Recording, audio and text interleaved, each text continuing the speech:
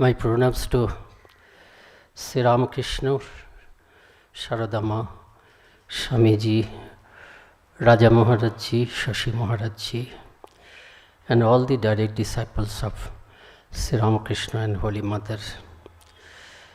My respectful pronouns to Swami Nityasthanandaji Maharaj, Adhyaksha of this center, Atmavidanandaji Maharaj present on the dais, Jitokamanandaji Maharaj, who is the keynote speaker of this session, and all the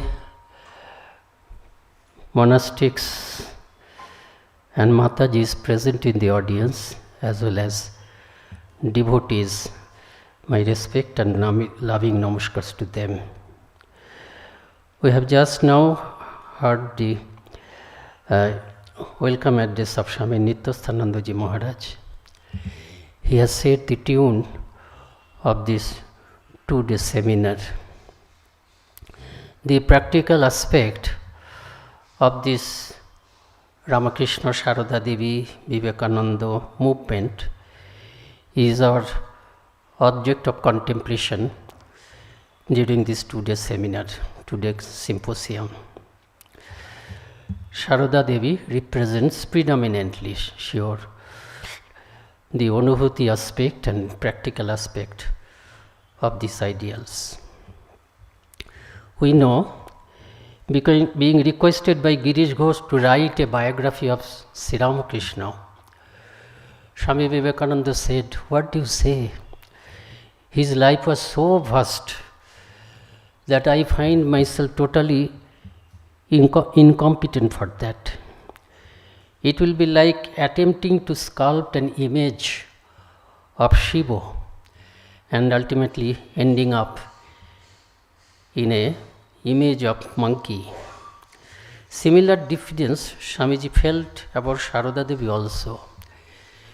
In a Bengali letter, he writes, "মাঝে মাঝে আমার ইচ্ছে হয় যে তার সম্বন্ধে কিছু লিখি, কিন্তু ভয়ে পিছিয়ে যায়. Sometimes I too think that I write something about her, but then I back out in fear." But we go on discussing, talking and writing about Holy Mother. First of all, Mother is so very near to us, so very dear to us, so very our own that we love to talk about her. And we do it for our own benefit. Mother was Pavitrata Swarupini, as described by Swami Abhedanandaji, purity personified. So by reflecting on Pavitrata Swarupini, every time we become a little purer. Sri Ramakrishna was the God incarnate and Sarada Devi was the goddess incarnate. And both the incarnations played active role this time for the sake of us, the people of this world. Till Sri Ramakrishna's passing away in 1886, Sri Ramakrishna played the main role and Sarada Devi played the second fiddle, staying in the background, looking after Sri Ramakrishna, as well as the monastic and lay disciples would be later monastics and will remain throughout their life as lay disciples. She used to look after them. Sri Ramakrishna's family became her family from her Dakshineshwar days itself. Actually, the Sangha sprouted there itself. And since then, Sri Ramakrishna, Sarada Devi also became the Sangha Janani. And after 1886, after Sri Ramakrishna's passing away, Holy Mother came to the forefront, being Ramakrishna and Sarada Devi both in her own person. Sri Ramakrishna was said in the Gospel, several times he said this at many places, whenever anyone assumes a human form, he has to come in the domain of Adya Shakti. Deho dharon korlei Adya Shaktir elakaয় এসে পড়তে হয়. And according to him, just as it is true with ordinary human beings like us, it is true with the divine incarnations also. He says, with the help of the Adya Shakti alone, God sports as an incarnation. God through his Shakti incarnates himself as man. Then alone does it become possible for the incarnation to carry on his work. Everything is due to Shakti of the Divine Mother. We know that in a famous letter written to his brother disciple, Swami Shivanandaji, Swamiji once placed Sarada Devi even on a higher pedestal than Sri Ramakrishna's. But it was not any emotional exuberance on his part, but true from this point of view. Swami Shivanandaji said, none of us could understand the Holy Mother except Sri Ramakrishna. Next to him, who could understand Holy Mother to a considerable extent was Swamiji. So what Swamiji said about Holy Mother was true and in keeping with the scriptures. Pure Brahman may be higher than the Adya Shakti, because Adya Shakti is but Brahman Shakti, but an Avatara or divine incarnation is not. Avatara is always subservient to the Adya Shakti, and remaining so only, he fulfills his divine mission. In the manner and in the magnitude it is needed for the world. This is the eternal law concerning an Avatara and his divine mission. That is why, in most cases, when God incarnated himself as Avatara, Adya Shakti also preferred to incarnate herself in human form. She perhaps felt that she could help the Avatara in his divine mission better if she experienced the same prevailing condition of the earth along with the Avatara. That is why perhaps the world has witnessed divine couples like Sita and Rama, Radha and Krishna, Vishnupriya and Chaitanya, Yashodhara and Buddha. We have used already several times this word perhaps, because we are discussing the Adya Shaktis whose ways are always inscrutable, and whatever we see, whatever we discuss about her can at best be conjecture and not any conclusion. That is why perhaps but it is also true. So it was true with the previous incarnation. So whenever Avatar has come, Avatar Shakti has come, that their divine consorts provide them with the powers that they required for the fulfillment of their respective divine missions. But unlike the Holy Mother in this age, they played their roles always from the background, quietly. And that is why their great silent roles escape the attention and comprehension of the people at large. They themselves preferred to be so. They chose to remain hidden behind the great roles their male counterparts played as the Yugavataras of the respective ages. The Chandi says more than once that a man can have a moksha or liberation from the bondage only when the Divine Mother is pleased with him. The Mother herself declares in the Devi Shukta in the Chandi, which is actually excerpted from one of the basic scriptures of the Hindus, Rig Veda.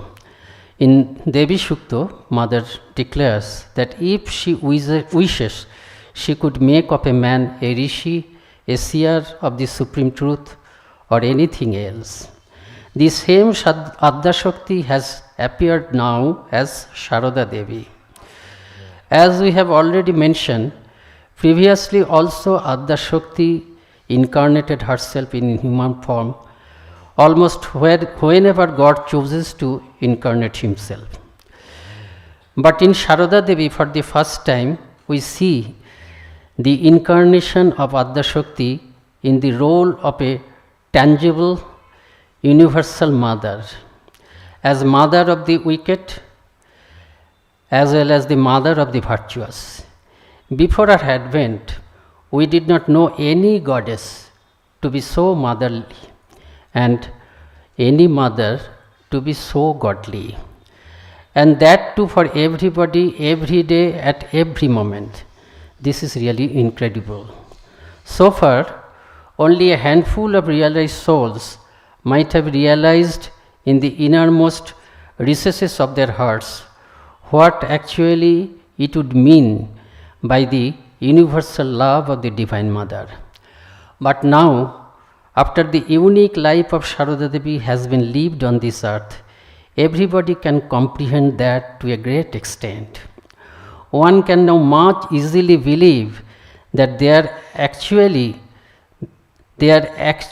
exist in the unseen hearts of the unseen goddesses infinite love and affection for every individual, just as Sarada Devi had for Amjad and Balabhadranandaji alike, the good and the wicked alike.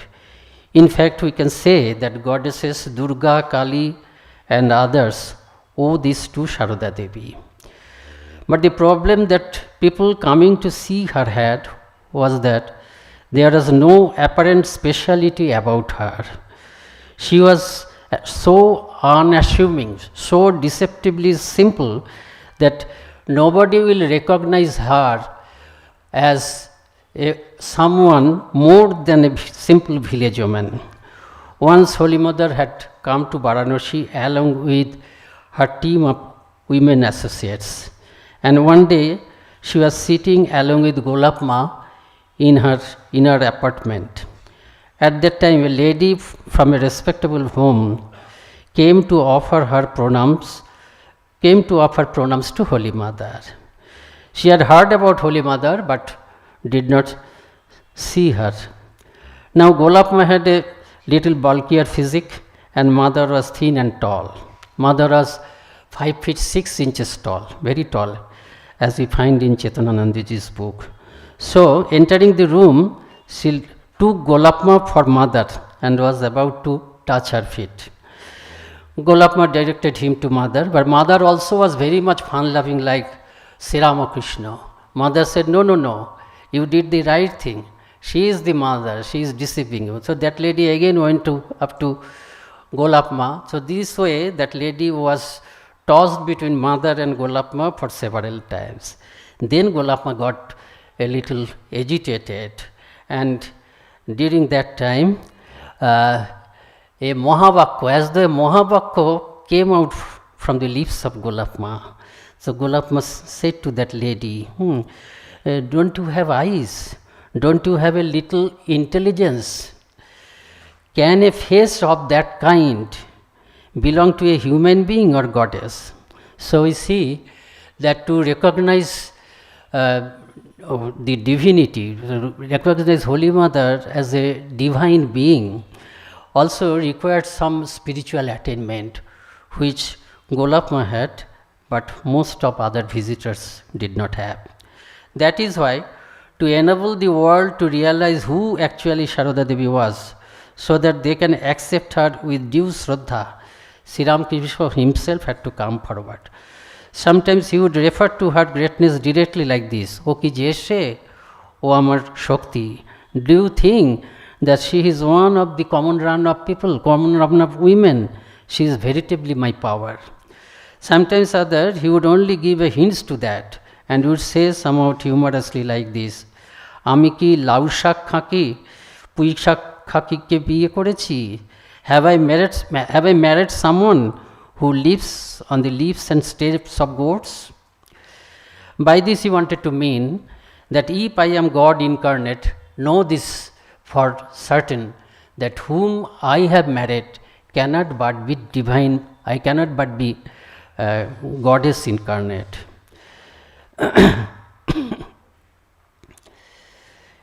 Sisi Chandi also says the same thing. We know of Hriday, Sri Ramakrishna's nephew.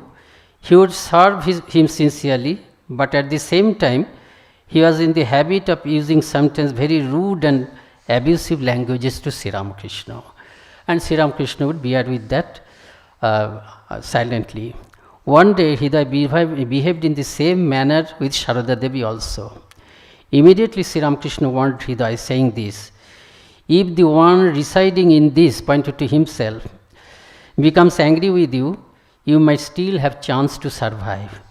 But if the one residing in her, meaning Sarada Devi, is displeased with you, even Brahma, Vishnu and Maheshwara will not be able to save you. In the Chandi we find Brahma himself is saying to the mother, you have created Vishnu, myself and Shankara. Therefore, who can describe your glory? Thakur's warning to Hridaya conforms to these words of the Chandi. Holy Mother, the Divine Mother incarnate, is more powerful than Brahma, Vishnu and Maheshwara. So if she wanted Hridaya to perish, even Brahma, Vishnu and Maheshwara would not be able to save him. By his behavior also, Sri Ramakrishna would sometimes clearly indicate her greatness. One day, we all know this story, he mistook her for his niece, Lakshmi, who he thought had brought him the night meal. And without looking at her, he said, যাবার সময় দরজাটা বন্ধ করে দিয়ে যাস, close the window as you leave the room, close the door as you leave the room. Now the word just corresponds to the English verb go, and in the form Sri Ramakrishna used it, that is appropriate only for someone who is junior and need not to be shown much respect. Actually, the appropriate word in this case should have been Jeo instead of just. The Holy Mother replied, Acha, all right. Hearing her voice, Sri Ramakrishna got startled. Immediately he said apologetically, oh, it is you. I took you for Lakshmi. Please do not mind. But still he could not sleep the whole night. Immediately on the daybreak, he went to her and said, look, I could not sleep the whole night. I felt very bad for addressing you so disrespectfully. Why was Sri Ramakrishna so very careful lest he express slightest disrespect to Sarada Devi? It was for our sake. Whatever an avatara does, he does for the good of us, the humankind. He has no need of his own. Shankaracharya writes, Saprayojana abhave api bhutanu jigre. He has no need that he incarnates himself. He has no need for himself or himself. It is all for our sake. So this also he did for our sake, so that because he wanted us to recognize Sarada Devi as the Divine Mother.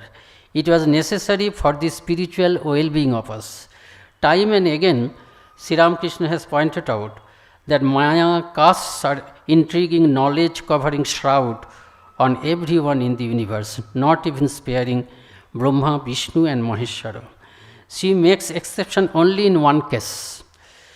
If anyone addresses the Divine Mother as Mother, she does not bewitch him or her. She feels ashamed as though to bewitch her children.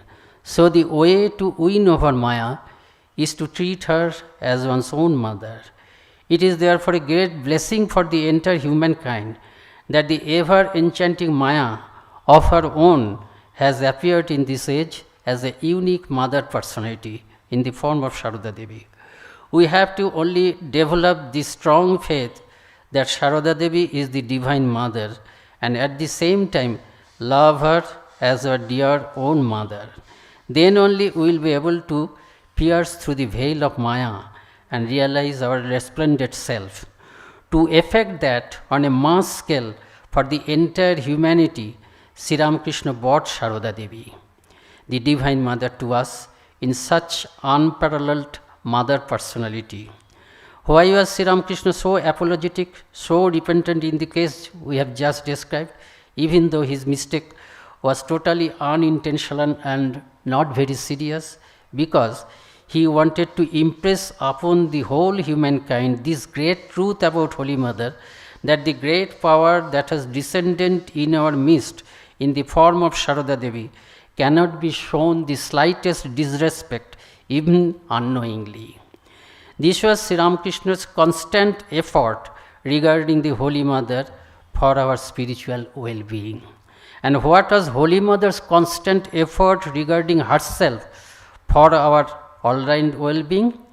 Her constant effort was so that we know her as our own mother, so that we call her mother with all sincerity and genuinity, because then only her Maya will be pure Vidya Maya for us. Our spiritual path will be then smooth. The incident of Rajbihari Maharaj, we know, he lost his mother when he was born, so he did not develop that habit of calling anyone mother. Mother noticed that. So one day he gave some instruction from Sarada Maharaj, then wanted him to repeat that, what you would say.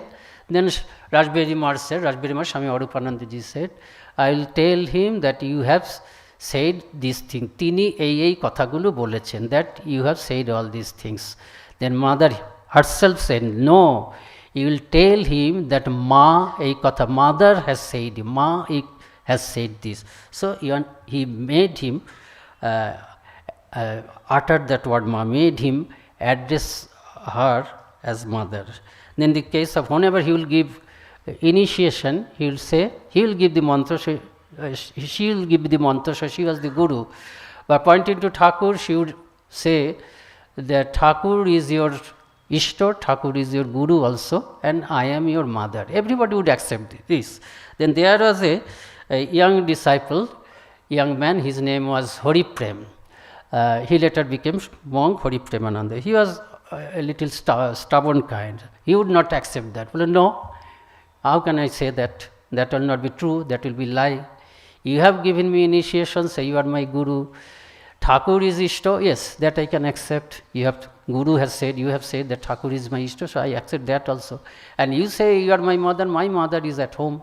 So how can that be? Mother again said, no, I am your mother, and Thakur is your guru and Ishto both. So several times it went, the Hari Prem was not ready to accept. Then Holy Mother said, look at me, I am your mother, that mother who is at your home. Then looking at Holy Mother, Hari Premananda, Hari Prem till then saw that in place of Holy Mother, his own biological mother as though is sitting. So the Samashti mother became Samashti Janani became Khanda Janani for the spiritual well-being of her son. So this is mother's constant effort was this, so that we accept her as our own mother. Always she would say like this, always remember that there is a mother. So even for, she does not say that you be my devotee, you be my bhakta. For being a bhakta also you have some requisites, some qualification, that bhakti is required. But for becoming children, we don't need any qualification, only to address her as mother. Then mother will take charge. Gradually she will purify you. Doshan asesan saguni karoshi. That's why she will purify you. All your blemishes, all your sins, all your wrongs, all your faults, she himself will correct. And whatever will be left, doshan asesan saguni karoshi sanke dayase sadoshan sanke grihitva. Dayase sadoshan. With that blemishes itself, whatever will be left over, with that defects itself, she would take us on her lap. So that was mother's constant effort about ourselves for our own well-being, that we recognize her as our own mother. We know that Sri Ramakrishna's sadhana. So now we'll discuss a little about Shoroshi Puja. We know that Sri Ramakrishna's sadhana began with mother worship, and proceeding through various diverse spiritual paths within and outside Hinduism, it ended again in mother worship in the form of Shoroshi Puja. But in this last case, puja was not performed in any image, but in the human form of Sarada Devi, his own wife. And he worshipped her not as Kali, though throughout her entire life he was devotee specially of Kali, not even as Saraswati, though he had described Sarada Devi as Saraswati several times, not as Durga, Jagadratri or any other goddess. He worshipped her as goddess Saraswati, goddess Shoroshi. Who is this Shoroshi? Adya Shakti in her entirety. Shoroshi. In that Shoroshi form, Sri Ramakrishna did his last sadhana. We have to understand it from the perspective of Tantra. Tantra in India is said to have two streams. The stream that is prevalent in eastern regions, especially in Bengal, is called Kali Kulo, while the one practiced in the south is called Sri Kulo. The presiding deity of the Kali Kulo is obviously goddess Kali, while the presiding deity of the other school is goddess Shoroshi. Shoroshi, Srividya, Kamakhi, Lolitambika, all are same. And Kamakhi is the presiding deity of the Puri sect of Darshanami Sampradaya, and we belong to the Puri sect because Totapuri belong to Puri sect, and from Totapuri Thakur received this sannyas, and we are also following this same. So, Shoroshi or Tripura Sundari or Srividya is the presiding deity of our monastic clan, you can say, the monastic sect we follow. There is a mantra in the Tantra called Trikuta mantra. Kuta means a set of letters, holy letters. There is a mantra in the Tantra called Trikuta mantra, which corresponds to Shoroshi, Srividya, Kamakhi, Tripura Sundari. The mantra has three parts. One part is called Bhag Bhavakut. This part of the mantra stands for knowledge or Jnana, and Saraswati is the presiding deity. We know that Sri Ramakrishna has referred to Sarada Devi as Saraswati. Swamiji has referred to Sisima once in a letter, that letter to Mahapurush Maharaj as Durga, and elsewhere as Bogala also. One young man came to, 2 or 3 young men together came to receive mantra dikha when Swamiji has come back. So he is the famous, Sri Ramakrishna is not there, so next to Sri Ramakrishna, Swamiji is most famous. Most people at that time did not know about Holy Mother. So he gave to Diksha to 2 of his friends, and the third, in the case of third, he did not give the mantra. He said, Thakur has shown me that your Guru is much higher than me. Then he thought, there is Swamiji, who can be higher than, greater than Swamiji? Surely Swamiji is, rejecting me, seeing me not fit, but he does not want to hurt me. Then Swamiji said, no, you wait, she will appear in your life. She is a woman, she is Bogola, apparently very calm and quiet, but inside she is Sanghara Murti. So Swamiji has referred to her as Durga as well as Bogola, and Sarada Devi herself referred to herself as Kali to Shivu Dada.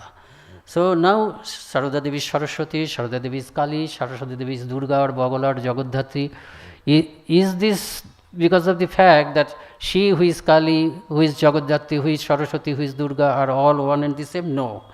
Actually it is not the same. That we are going to present here. You will find this nicely if you know Bengali. In Shatarupa Sarada there is a wonderful writing by Swami Hiranmayanandaji. He has dealt with this point very nicely there. Actually I am following him only. So this Trikuta mantra has 3 parts. The first part is called Bhagbhavakuto, that represents presiding deity of that part of this mantra is Saraswati.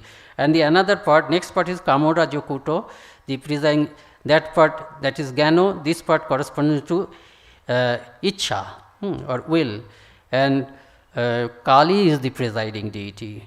And the next part, the last part, that is called Shakti Kuto. This part indicates Kriya, action or energy, and Durga is the presiding deity of that part of this Trikut mantra. And what about Tripura Sundari or Srividya or Shoroshi? She is the presiding deity of the entire Trikuta mantra. That means Shoroshi is the Adya Shakti in its entirety, consummation of entire Adya Shakti, primordial energy. And Kali, Saraswati, Durga, Jagadhatri and all goddesses are but part of it. So we can understand what a great power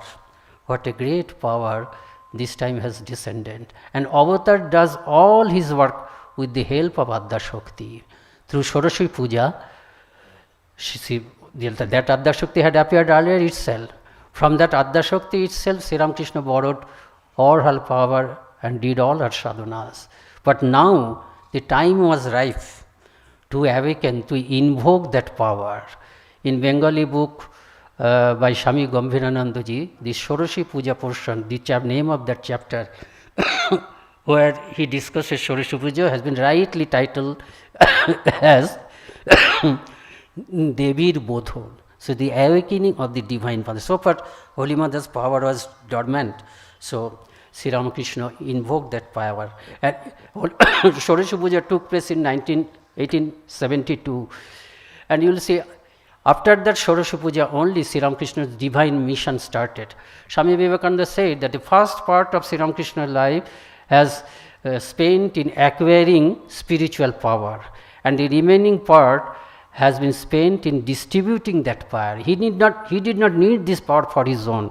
He acquired this power, this spiritual, great spiritual power, he acquired for our sake only. To distribute that for the mankind was his divine mission, and that divine mission started after Shoroshi Puja only, because Avatara's power has been now activated. So 72, this worship was complete within 2 or 3 years, and after Shoroshi Puja only Sri Ramakrishna came to realize that he was an avatar, and what would be his divine mission. About that also he came to know from the Divine Mother. The chief of which was this, that being instrument in the hands of the Divine Mother, he would have to form an organization that will carry the liberal ideas that he had experienced in his life. So this order, Ramakrishna order, he would have to found, that he realized after that. And with whom, making whom the pillars, this order would come into existence. That also Divine Mother shown him, Naren, Rakal and others, and also the householders, Master, Balaram. So, though they were Naren, Rakal, Mahapurush Maharaj, Yogananda Maharaj, they are at that time, in 1972, there were only 10, Mahapurush Maharaj was a little older, only 10, 12, 14 or 20 year old. So he had to wait, he had to pass through Brahmo disciples. So he started preaching in Kolkata to Brahmo disciples since 1875. And through them, they got impressed, they started publishing about Sri Ramakrishna in their journals, and from their journals, all these young disciples who from the core of Ramakrishna order, they came to know about Sri Ramakrishna within 7, 8 or 10 years, and that order came into being from the Dakshineshwar days. And we know that before passing away, Sri Ramakrishna entrusted his unfinished tasks on 2 persons. One is Narendranath. We know that story. A few days before his passing away, he called Narendranath and he tasked Narendranath. Narendranath could not remember what happened, but after he came down from Samadhi or Bhav or anywhere, he found that Sri Ramakrishna was weeping in joy. And Sri Ramakrishna said that I have transmitted all my power in you and I have become a pauper as though.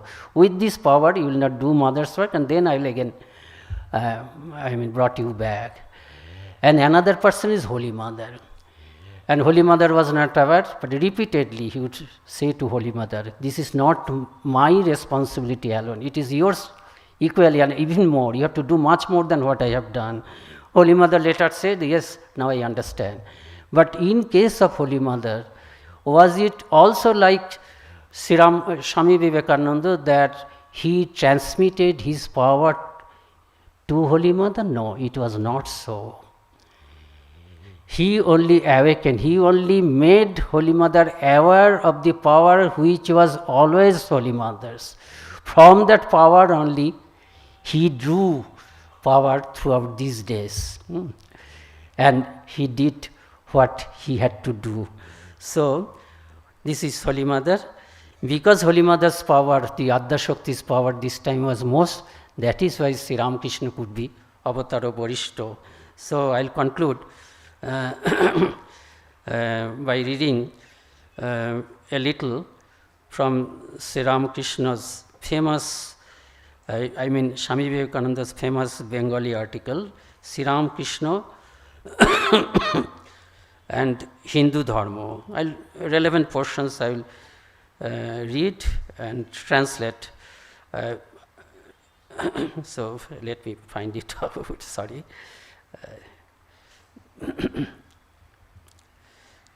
Sorry, Achha.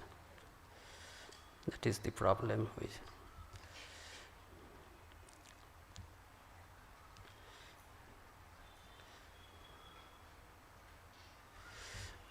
There, Swami Vivekananda writes about Sri Ramakrishna that every time, whenever Avataro has come, he has manifested his power more than the previous one.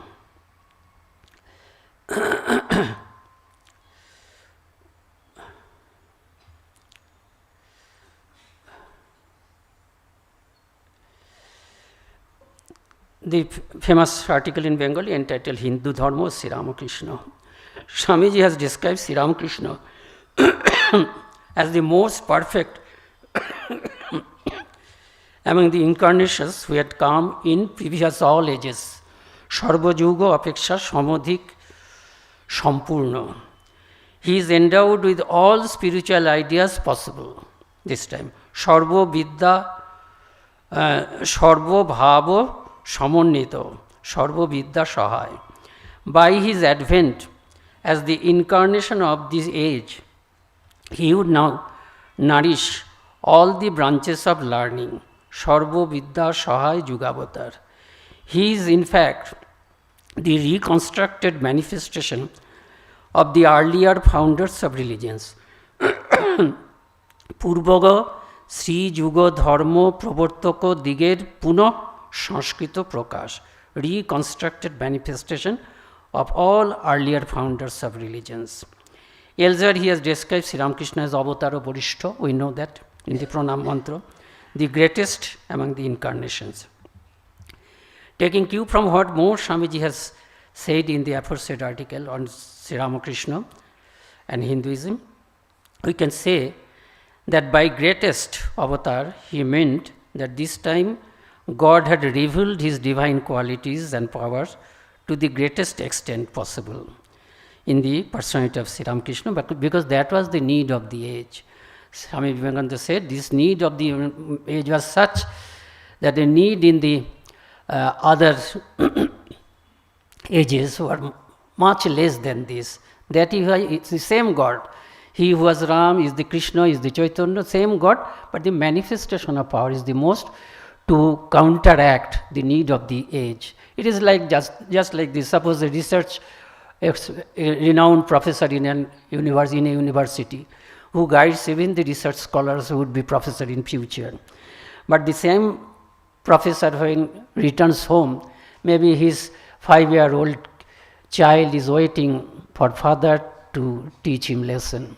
Immediately have to sit to teach his or her. Then the 5-year-old, to teach the 5-year-old, the amount of knowledge he expressed there in the university or in the college, will he manifest, will apply the same amount of learning? No, it is like that.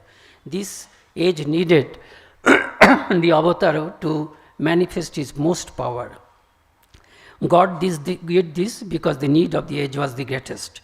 And the chief criterion of the greatness of the present incarnation lay not in the rejection, but in the acceptance of the greatness of all the previous incarnations and their teachings. But he could be the greatest in this sense, just described, only because the Adya Shakti or primordial energy had appeared this time with the greatest power possible. She, as Shoroshi Sarada, our Holy Mother, provided all powers and supposed to Sri Ramakrishna's divine mission and enabled him to be Avataro Varishta. One, therefore, cannot describe but can only marvel at the depth and expanse of this unique Leela of Ramakrishna Sarada incarnation. With these few words, with pranams to Thakur Mind Swamiji and senior monks and others here, I conclude. Thank you.